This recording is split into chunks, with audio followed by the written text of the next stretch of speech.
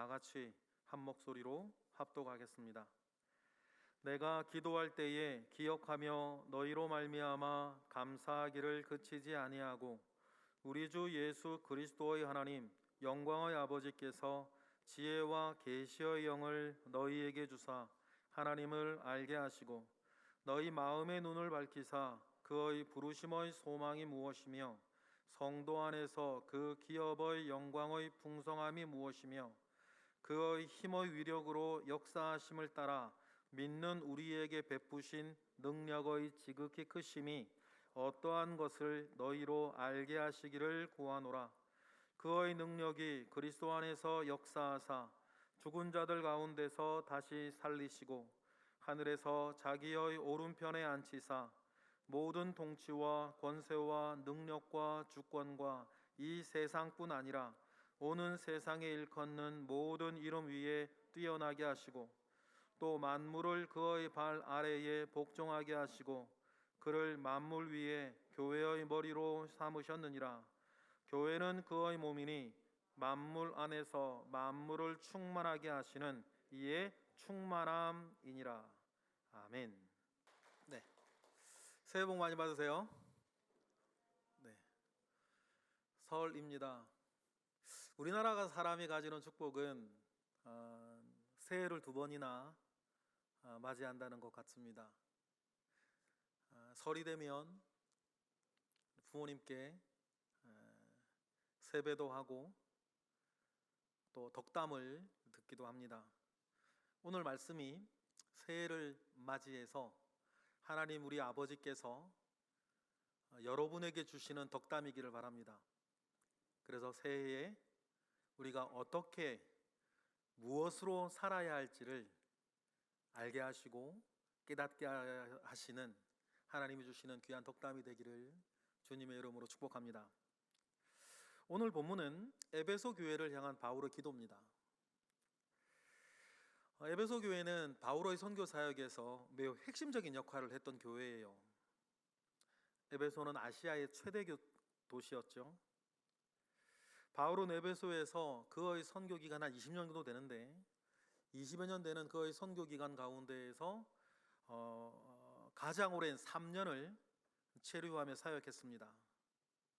철학자 두란노라는 사람의 이름을 딴 강연장인 두란노 서원에서 지금으로 따지면 신학교를 운영하여서 사역자를 배출하는 사역을 했습니다. 그리고 이 사역은 매우 성공적이었어요. 이제 자신이 아니어도 두란노 서원에서 배출되는 양질의 사역자들이 얼마든지 아시아나 마게도냐나 아가야 지역을 감당할 수 있게 되었습니다. 그래서 사도 바울은 로마 교회에 편지를 쓸 때에 다음과 같이 말할 수 있었어요. 로마서 15장 23절이죠. 다 같이 이제는 이 지방에 일할 곳이 없고 또 여러 해 전부터 언제든지 서반으로 갈 때에 너희에게 가기를 바라고 있었으니 이제 로마 교회를 거쳐서 지금의 스페인 서반으로 가서 선교를 하겠다는 계획을 사도 바울이 세울 수 있었던 것도 이 에베소 교회가 있었기 때문이었어요. 당시에 땅끝으로 여겨지던 서바나로 가겠다는 것은 사도 바울이 가진 마지막 비전이었습니다. 그러나 에베소 교회는 그러니 얼마나 바울에게 중요하고 소중한 교회였겠어요. 제가 바울이 아니라 정확하게 알 수는 없는데 바울이 개인적으로 제일 좋아하고 소중한 교회는 빌립보 교회였던 것 같고 사역적으로 바울에게 제일 중요한 교회는 에베소 교회였던 것 같아요. 하지만 서바나로 가겠다라고 하는 바울의 계획은 이루어지지 못하고 중간에 로마 감옥에 투옥이 됩니다. 그리고 로마 감옥에서 자기에게 너무나도 소중한 교회인 에베소 교회를 위해 드리던 기도, 그것이 바로 오늘 본문이에요. 그러니 여러분, 그 교회를 향한 이 기도가 저와 여러분의 기도가 되기를 원하고 우리 교회를 향한 기도가 되기를 원하고 여러분, 이 교회를 향한 이 기도가 저와 여러분, 우리 모두에게 이루어지는 내용들이 되기를 바랍니다. 먼저 에베소 교회를 위해서 기도할 때에 사도 바울은 항상 감사가 그치지 않는다 이렇게 얘기를 시작합니다. 16절이죠. 읽어보겠습니다. 내가 기도할 때에 기억하며 너희로 말미암아 감사하기를 그치지 아니하고. 여러분, 여러분의 이름도 누군가의 기도회에서는 감사의 이유로 등장하시기를 바랍니다. 여러분, 그것이 축복이고 그것이 마땅한 일이에요. 반면에 다른 사람의 기도에 여러분의 이름이 억울함의 원인이 되거나 인내의 이유가 되어서는 결코 안 됩니다. 여러분, 그건 집안 싸움이죠. 하나님이 슬퍼하시는 일이에요. 여러분, 우리 교회도 다른 교회의 기도나 다른 어떤 누군가의 기도에서 우리 교회가 항상 감사의 이유로 등장하는 교회가 되기를 바랍니다. 여러분, 그것이 좋은 교회예요. 하나님이 기뻐하시는 교회는 누군가의 기도에 감사의 제목으로 자주자주 등장하는 교회예요. 우리 교회도 역시 그런 교회가 되기를 축복합니다. 그리고 오늘의 기도에서 사도 바울은 에베소 교회를 위해 기도할 때에 감사만 한 것은 아닙니다. 더 중요한 내용은 사실 뒤에 나와요. 바울이 존귀한 주님의 교회 에베소 교회를 위해 기도할 때에 에베소 교회가 다음의 4가지를 알게 해달라고, 더 잘 알게 해달라고 기도하는 거예요. 그 소중하고 중요한 이 에베소 교회가 다음의 4가지는 꼭 알기를 원한다, 더 잘 알기를 원한다. 사실 이 기도를 하는 거죠. 첫 번째는 다음입니다. 우리 17절 다 같이 시작. 우리 주 예수 그리스도의 하나님 영광의 아버지께서 지혜와 계시의 영을 너희에게 주사 어떻게 되고? 하나님을 알게 하시고. 첫 번째는 뭡니까? 하나님을 알게 해달라고 기도해요. 여러분, 지금 바울이 불신자들을 위해서 기도하는 것이 아닙니다. 교회 안의 성도들을 위한 기도예요. 이미 하나님을 알고 있는 사람이죠. 그럼에도 불구하고 바울은 기도해요. 지혜와 계시의 영을 너희에게 주사 하나님을 알게 하시기를 원한다. 여러분에게도 더 알아가야 할 하나님이 계시죠? 여러분이 하나님을 다 알지 않지 않습니까? 우리가 하나님을 얼마나 알까요? 어느 정도나 알까요? 절반은 알까요? 10%는 알까요? 분명한 건 뭐예요? 저나 여러분들이나 아직 알아가야 할 하나님은 무궁무진하게 남아있는 거예요. 지금 알고 있는 것보다 더 깊이, 더 풍성하게, 더 정확하게 하나님을 알기를 원한다고 사도 바울은 기도하고 있습니다. 이렇게 기도하는 이유가 있어요. 왜냐하면 하나님을 아는 것, 그것이 우리의 힘의 원천이기 때문이에요. 하나님을 어떻게 알고 있느냐에 따라 우리의 모든 것이 바뀝니다. 우리는 하나님을 아는 만큼 믿을 수 있고 하나님을 아는 만큼 능력을 발휘합니다. 그래서 제가 참 좋아하는 성경 구절 여러분 아시죠? 다니엘서에 이렇게 말하지 않습니까? 11장 32절에 시작. 그가 또 언약을 배반하고 악행하는 자를 속임수로 타락시킬 것이나 오직 자기의 하나님을 아는 백성은 강하여 용맹을 발할 것이다. 나의 하나님을 아는 것, 이것이 여러분 우리의 모든 힘의 원천이에요. 자기의 하나님을 아는 백성에게는 2가지 중요한 특징이 있다. 첫 번째, 강하다 그랬습니다. 여기서 강하다는 말은 주변의 악한 일이나 주변의 무능해질 영향들 속에 영향을 받지 않는 걸 강하다 그래요. 주변의 악한 사람들에게서도 나쁜 영향을 받지 않는 것을 말합니다. 왜 그렇습니까? 자기의 하나님을 알기 때문이에요. 저는 여러분이 어디에서 누구와 무슨 일을 하든지 간에 강한 분들이 되기를 바랍니다. 그래서 낙심하지 않고 좌절하지 않고 포기하지 않기를 바랍니다. 자기의 하나님을 더 깊이, 더 풍성하게, 더 정확하게 알기 때문이에요. 그리고 그 강한 사람 말이 두 번째 뭡니까? 용맹할 수 있습니다. 여기서 용맹하다는 말은 자기를 지켜낸 강한 사람이 이제는 주변을 바꾸어 간다는 뜻이에요. 용맹한 사람이 있어야 어려운 상황들이 여러분 좋게 변하는 것 아닙니까? 용맹한 사람이 있어야 자기 주변에 무능한 사람이라 할지라도 유능하게 변해갑니다. 주변에 제약이 틈타지 못하게 막아요. 저는 여러분들이 여러분의 하나님을 알아서 이렇게 용맹한 자들이 되기를 바랍니다. 그래서 여러분을 하나님께서 그곳에 두신 이유가 용맹한 여러분들로 인해서 온전히 이루어지기를 원해요. 이는 하나님을 알기 때문이죠. 하나님을 아는 것이 우리 그리스도인들의 능력이에요.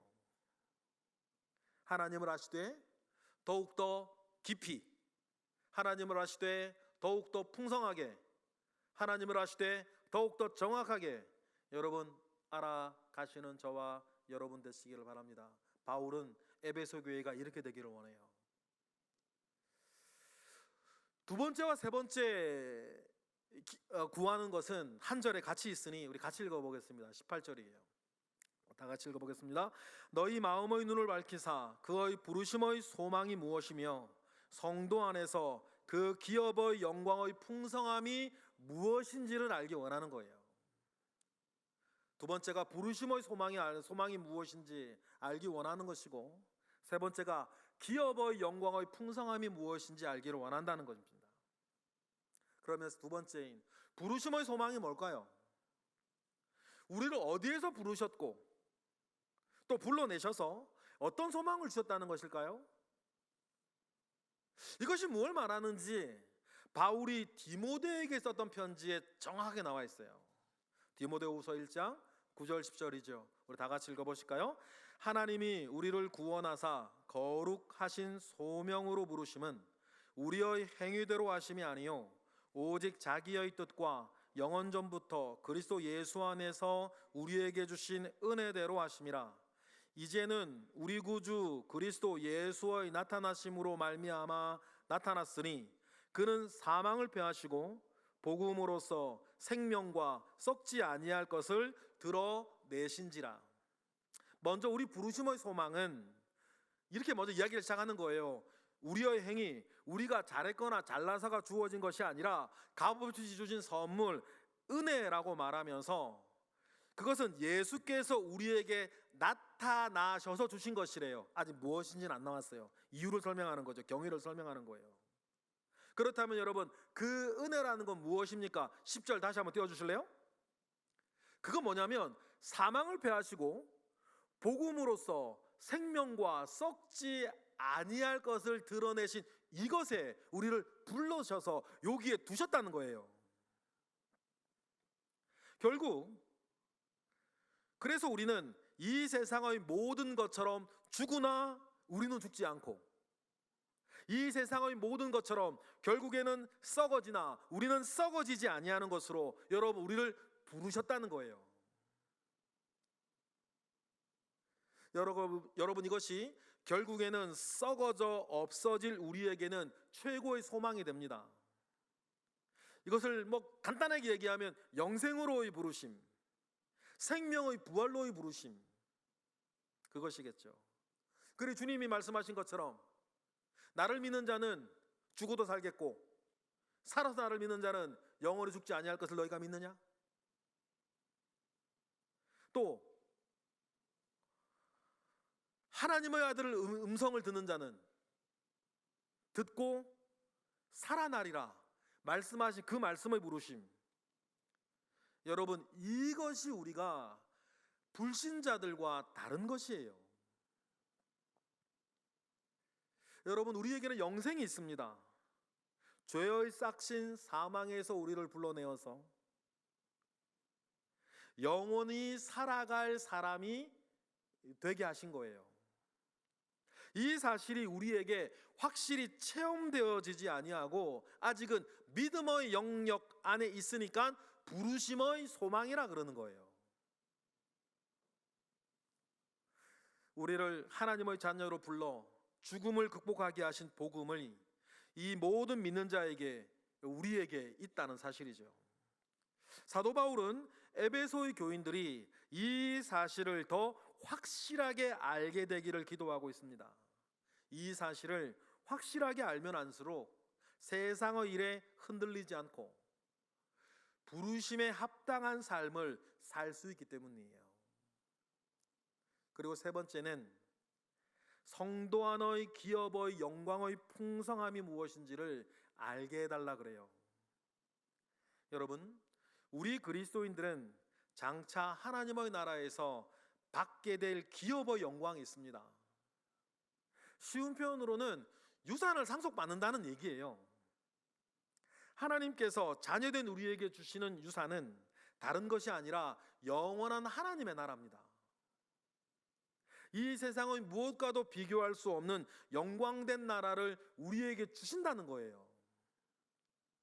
유산을 상속받는 것은 다른 이유가 아닙니다. 우리가 예수 안에서 하나님의 아들이 되었기 때문이에요. 그래서 우리는 하나님을 아버지라 부릅니다. 그래서 자신의 나라를 아들인 우리에게 상속시켜 주겠다는 것이죠.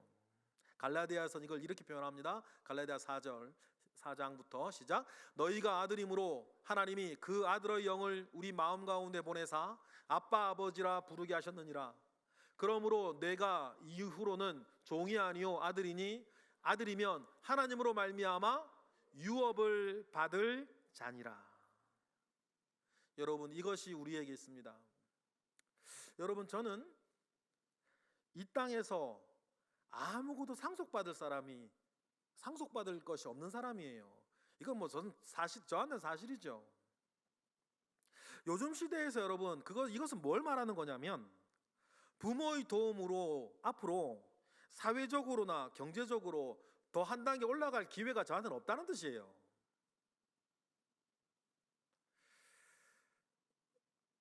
부모가 자식에게 마지막에 유산이라도 상속해 주어서 그로 한번 삶을 한번 풀어주고 싶은 것은 당연한 마음이겠죠. 하지만 여러분, 제게는 그럴 가능성이 1%도 없어요. 그런데요, 그래서 저는 괜찮습니다. 정말 괜찮아요. 아무렇지도 않아요. 제게는 사람이 줄 수 없는 상속이 있기 때문이에요. 여러분, 그것이 무엇입니까? 그 무엇으로도 바꿀 수 없는 성도의 기업이에요. 성도의 기업의 영광이 있습니다. 저는 이 사실을 분명히 믿고 살아요. 그래서 저에게는 굉장한 평안과 안정감이 있어요. 그래서 말 그대로 괜찮은 거예요. 괜찮습니다. 잠시 사는 이 세상에서 아무렴 어떻습니까? 제게는 가장 귀한 성도의 기업이 있어요. 저는 밭속의 보화를 발견한 사람이 맞습니다. 우리 주님은 하나님의 나라 천국을 비유로 가르쳐 주시면서 다음과 같이 말씀하시지 않았습니까? 마태복음 13장 44절에 보니까 시작. 천국은 마치 밭에 감추인 보화와 같으니 사람이 이를 발견한 후 숨겨두고 기뻐하며 돌아가서 자기의 소유를 다 팔아 그 밭을 사느니라. 밭속의 보화를 발견한 사람은 자기의 소유를 다 팔아서라도 자기의 인생을 들여서라도 그 밭을 사는 것입니다. 천국을 소유하기 위해서 애쓴다는 뜻이에요. 천국을 하나님 아버지께서 자기에게 주실 유산, 성도의 기업을 알고 기뻐하는 것입니다. 여러분, 저는 이 일로 기뻐해요. 그리고 저뿐이겠습니까? 이 땅의 모든 성도들, 여러분에게 지금 준비된 하나님의 유산입니다. 사도 바울은 에베소 교회를 위해서 기도합니다. 이 성도의 기업의 영광이 무엇인지 에베소의 모든 교인들이 더 깊이, 더 풍성하게, 더 정확하게 알기를 원한다. 그리하면 여러분, 이 땅에서의 삶이 달라지는 거예요. 이 기도가 에베소 교회뿐 아니라 우리 거룩한 시 성동 교회, 우리 교회 안에 여러 성도님들 가운데에 응답되기를 주님의 이름으로 축복합니다. 그리고 마지막 네 번째로 알게 되기를 원한다고 간절히 기도하는 것이 있어요. 그것은 이전의 세 가지 하나님을 알고 부르심의 소망을 알고 성도의 기업의 영광이 무엇인지를 아는 사람이 이 땅을 사는 동안 자연히 가지게 되는 당연하고도 특별한 것이에요. 그것이 뭐냐면 19절에 나와 있죠. 19절 읽어보겠습니다. 시작. 그의 힘의 위력으로 역사하심을 따라 믿는 우리에게 베푸신 능력의 지극히 크심이 어떠한 것을 너희로 알게 하시기를 구하노라. 그것은 뭐냐면 하나님께서 여러분에게 주신 능력이 얼마나 큰지를 알고 누리기를 원한다는 거예요. 여러분, 하나님께서 여러분과 함께 하십니까? 믿으십니까? 그렇다면 하나님이 나와 함께 하시다는 것을 우리가 무엇으로 알고 어떻게 누립니까? 그저 단순하게 그렇게 생각하고 사는 것입니까? 비교해 볼 수 있으시겠어요? 하나님이 함께 하시는 것과 하나님이 함께 하지 않으시는 것은 내가 사는 동안 어떤 차이가 있을까요? 그 비교하실 수 있으시겠어요? 여러분, 하나님이 우리와 함께 하신다는 것은 내가 그렇게 믿고 그렇게 생각하고 산다는 어떤 그 정도가 아니에요. 하나님이 나와 함께 하시는 것과 하나님이 나와 함께 하시지 않으시는 때를 비교하는 가장 정확한 건 뭐냐면 여러분들이 어떤 일들, 어떤 삶을 살아갈 때에 하나님이 내게 주시는 능력을 내가 지금 어떻게 누리고 살지? 이 부분인 거예요. 능력을 누리고 사는 것입니다. 다시 말해 힘을 받는 거예요. 하나님이 우리에게 주시는 힘의 패키지에는 지혜와 인내와 사랑과 헌신, 훈련 등등이 있겠죠. 이 힘으로 승리, 평화, 감사, 기쁨 등을 열매 맺게 되실 거예요. 그런데 승리는 원하는데 훈련은 하지 않고, 기쁨은 원하는데 회개나 헌신은 하지 않고, 평화는 원하는데 사랑은 하지 않고, 해결되기를 원하는데 지혜는 구하지 않고, 만약에 그렇게 한다면 여러분, 이것은 믿음을 가지고 사는 게 아니라 요행을 바라며 사는 거죠. 우리에게 좋은 열매의 출발과 과정이 되어지는 지혜와 인내와 사랑과 헌신과 연단을 하게 하고 견디게 하고 이기게 하는 힘을 우리 하나님이 주신다는 거예요. 이 힘으로 문제나 환경이나 환난이나 이 모든 것들을 극복하게 하십니다. 바울이 에베소 교회를 위해 기도하는 것이 바로 이거예요. 그 힘의 능력이 얼마나 큰지를 에베소의 교인들이 알기를 원한다는 거예요. 그리고 누리며 살기를 원한다는 거죠. 그 힘을 알고 누리면 견딜 수 있는 거 아닙니까? 그 힘을 알고 누리면 해결할 수 있는 거예요. 그 힘을 알고 누리면 여러분 그게 문제가 되지 않는 거 아닙니까? 왜 그게 문제가 됐습니까? 왜 그것이 문제가 됐었죠? 왜 그렇게 어려우셨습니까? 왜 그렇게 힘드셨죠? 여러분 이유는 한 가지예요. 하나님의 힘의 능력이 얼마나 큰지 내가 잘 알지 못하고 누리지 못하는 것이죠. 그러니까 문제가 되지. 그래서 바울이 기도하는 거죠. 어떤 일들이 에베소 교회와 에베소 교회의 사람들 한 사람 한 사람 있는지 우리 다 알 수 없으나 지금 이유가 중요한 게 아니고 원인이 중요한 게 아니고 문제가 중요한 게 아니라 그 어떤 것이라도 하나님이 성도에게 주시는 그 힘의 위력을 알아서 그 모든 것들을 감당하며 살기를 원한다. 누구가? 에베소 교회의 모든 교인들이, 그리고 여러분들이. 지금 우리도 동일합니다. 하나님이 여러분에게 주시는 힘이 얼마나 큰지를 여러분 알기를 원합니다. 알면 그 힘을 사용하고 그 힘을 누려서 그것도 감당하게 하고 그 문제를 해결할 수 있게 하십니다. 그리하여서 여러분 인생에 승리를 주시죠. 인생을 살아가는 우리에게 하나님은 다음의 세 가지를 주시는 분이라 그랬어요. 디모데후서 1장 7절 보니까 다 같이 하나님이 우리에게 주시는 것은 두려워하는 마음이 아니요 오직 능력과 사랑과 절제하는 마음이라 그랬습니다. 하나님이 우리에게 주시는 것 세 가지: 능력과 사랑과 절제. 능력, 감당할 수 있는 힘. 사랑, 품을 수 있는 힘. 절제, 인내할 수 있는 힘 아닙니까? 하나님은 이 세 가지 힘을 성도들에게 주십니다. 이 세 가지 힘으로 어떤 환난이 오더라도, 심지어 고난을 받아야 할 상황이라도 두려워하지 말고 맞서 싸워 이기라고 말씀하시는 거예요.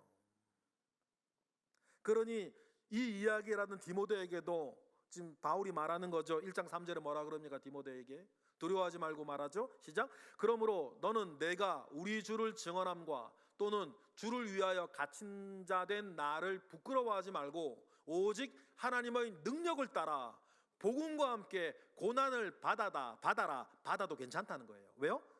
능력이 함께 할 거니까.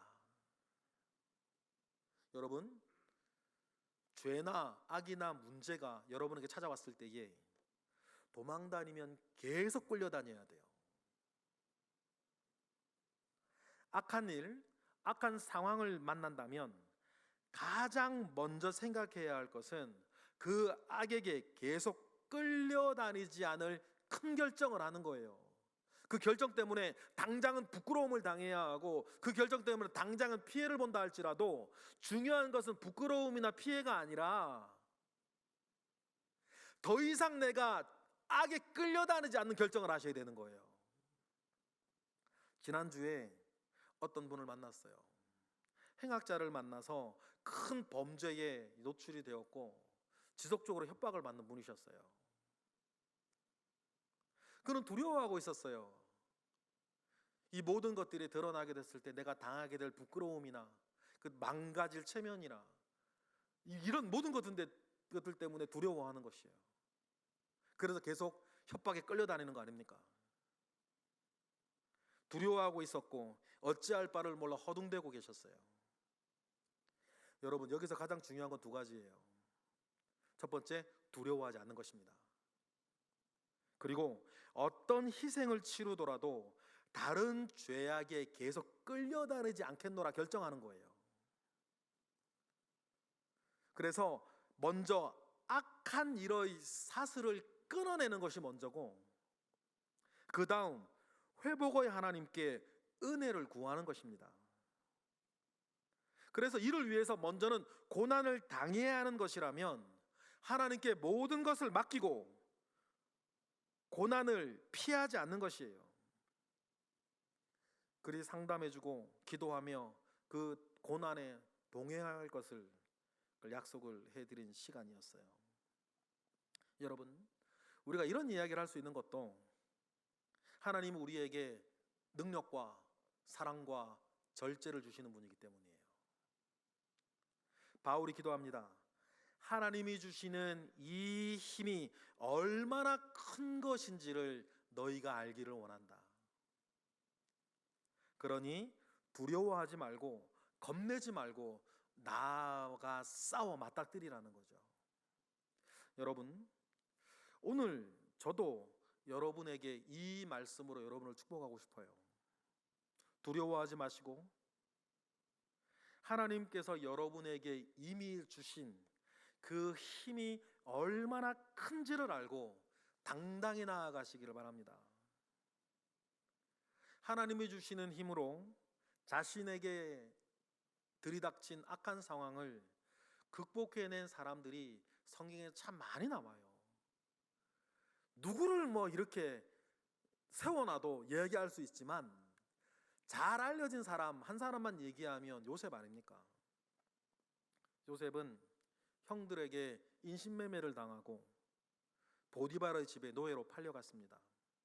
그런데 중요한 것은 이런 어처구니 없는 일에서도 요셉이 내상을 입지 않았다는 거예요. 그래서 그 안에서도 하나님과 함께하였고 하나님이 주시는 능력과 사랑과 절제로 모든 상황을 요셉이 담당해내기 시작합니다. 그러다가 억울한 일을 또 당합니다. 보디발 장군의 아내의 불륜 요구를 거절하다가 누몽을 쓰고 왕의 감옥에 갇히지 않습니까? 이때에도 요셉에게 중요한 것은 그런 일에서도 은혜를 잃어버리지 않고 계속해서 능력과 사랑과 절제라는 하나님이 요셉에게 주시는 힘으로 자기를 지켜내는 거예요. 강한 거죠. 그리고 용맹해지는 것 아닙니까? 요셉은 상황을 신뢰하는 사람이 아니라 하나님을 신뢰하는 사람이니까. 이런 은혜 속에서 요셉은 다른 사람의 필요를 채워주고 그들의 낯빛이라도 살펴서 그들을 보살펴 볼 수 있는 여유를 얻을 수 있었습니다. 그러다가 어느 날 새로 들어온 죄수 중에 왕의 술을 맡았던 관원장과 떡을 맡았던 관원장을 봅니다. 그리고 그들의 얼굴에서 무엇인가를 느끼죠. 그래서 뭐라 그래요? 어떻게 창세기 이때를 이렇게 말을 합니다. 40장 6절. 아침에 요셉이 들어가 보니 그들에게 근심의 빛이 있는 거예요. 중요한 건 뭐예요? 그들의 낯빛을 살필 수 있는 여력이 그러한 처지에 있는 요셉에게 있었다는 거예요. 왜냐하면 이런 악한 일들 가운데에서 요셉은 상처를 받지 않았어요. 내상을 입지 않았다는 거예요. 왜 그렇습니까? 하나님이 함께 하셨거든요. 이것이 하나님께서 주시는 힘의 위력 아닙니까? 그 위력 안에서 자기를 지켜냈던 요셉은 자기가 지금 뭐라고 다른 죄수로 낯빛을 살피고 있는 거예요. 여러분, 여러 능력이 여러분에게 있기를 바라요. 이때 요셉은 어떠한 책임을 맡고 있는 총리가 아닙니다. 그렇죠?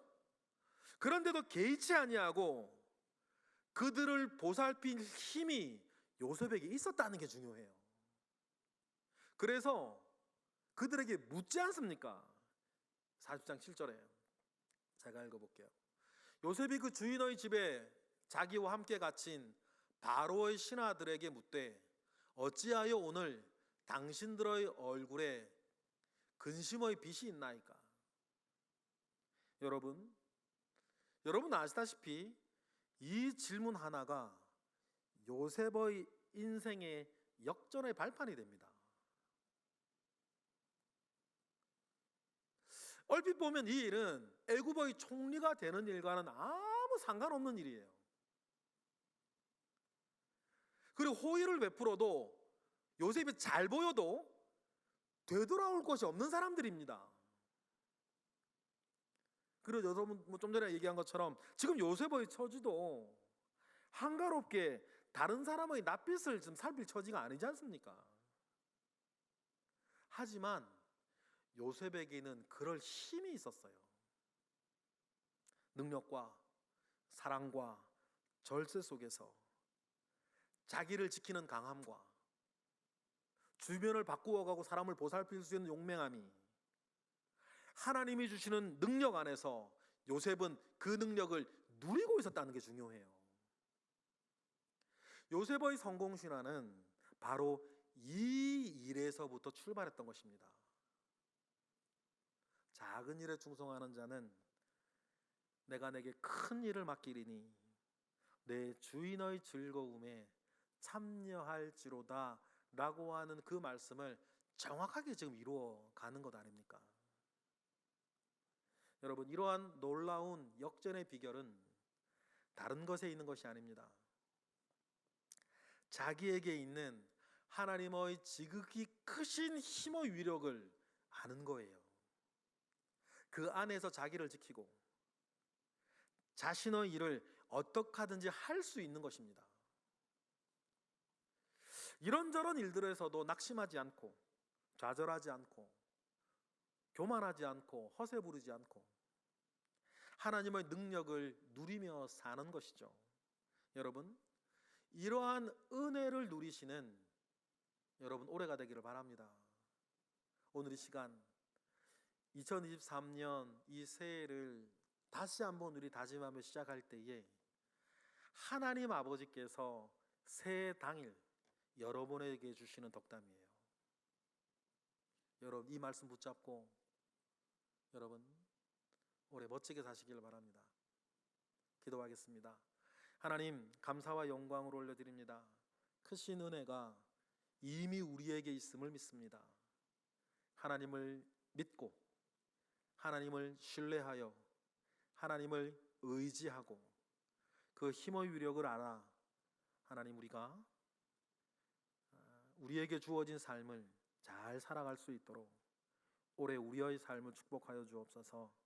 예수 그리스도의 이름으로 기도드렸나이다.